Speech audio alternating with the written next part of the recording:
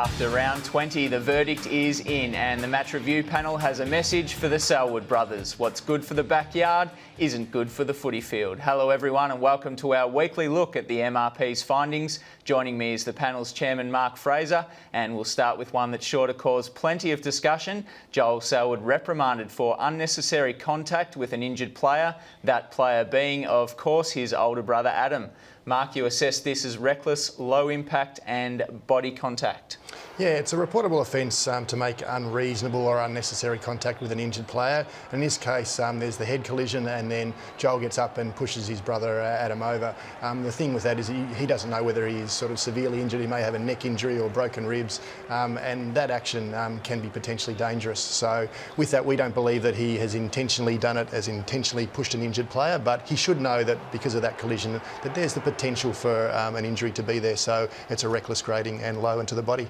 Now, let's be honest, they've probably done this to each other thousands of times before growing up. You couldn't just write this one off as brothers being brothers? No, unfortunately not. Because of that potential for injury, if there was broken ribs or if there was something wrong with his neck there, then that can certainly cause major problems, something like that. So we have to grade it as such. You did grade it only as low impact.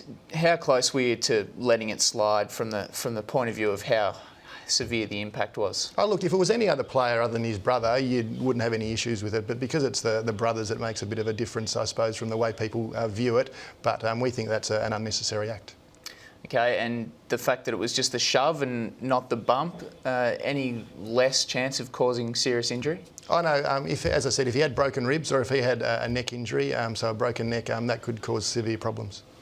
Okay, next a pair of off-the-ball incidents that have been looked at. First of all, Port Adelaide's Hamish Hartlett given 1 week with an early guilty plea for his hit on Hawk Cyril Rioli. After an investigation, the MRP assessed this as intentional, medium impact and body contact. Mark, without any really clear vision here, can you explain what you found happened? Yeah, you can see that the two are involved in the centre area there, and then Rioli goes to ground.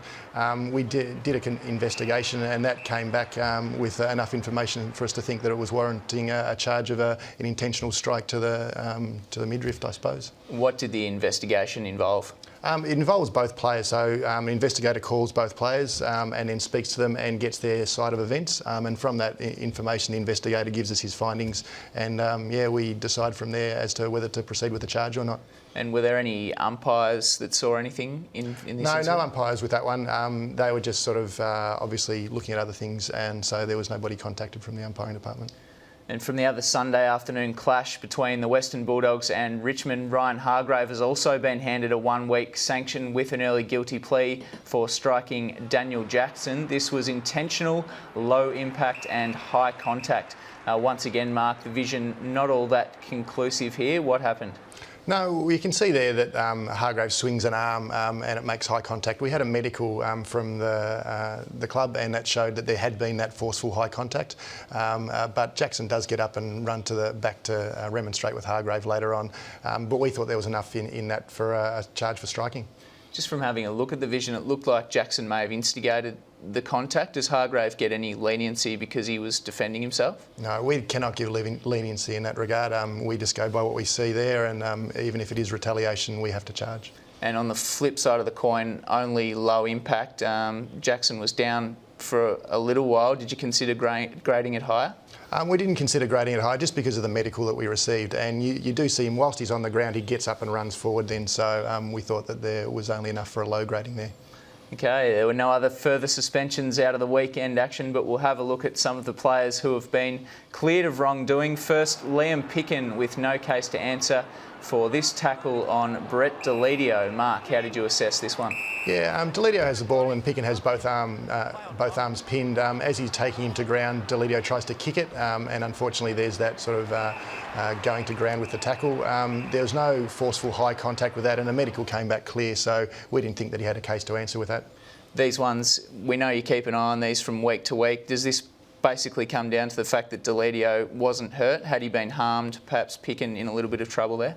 Yeah, with that sort of tackling and driving into the ground, you do have to be very aware of that, and there was the potential there for more damage if he had gone through with it a little bit harder, I would imagine.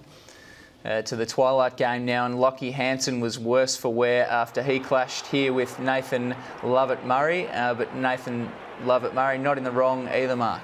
No, with this one, both players are going for the ball, and then at the very last half a step even, Murray sort of, I suppose, just turns side on, and there's forceful high contact of both players. So Hansen actually makes contact to Murray high, and Murray high to Hansen. So we thought that was sort of an incident where there was no realistic alternative way for Murray to compete for the ball.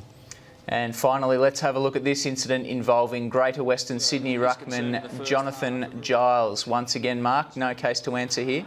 No, here it comes down to a little bit of a level of force. With that, free kick was paid for the high contact. The medical came back clear, and so we thought that the free kick was an appropriate penalty. That's all we have for you this week on The Verdict. Players cited have until 11 o'clock Tuesday morning to decide if they want to challenge their charges. A full report on all the incidents can be found on afl.com.au. Thanks for watching, and we'll see you next time.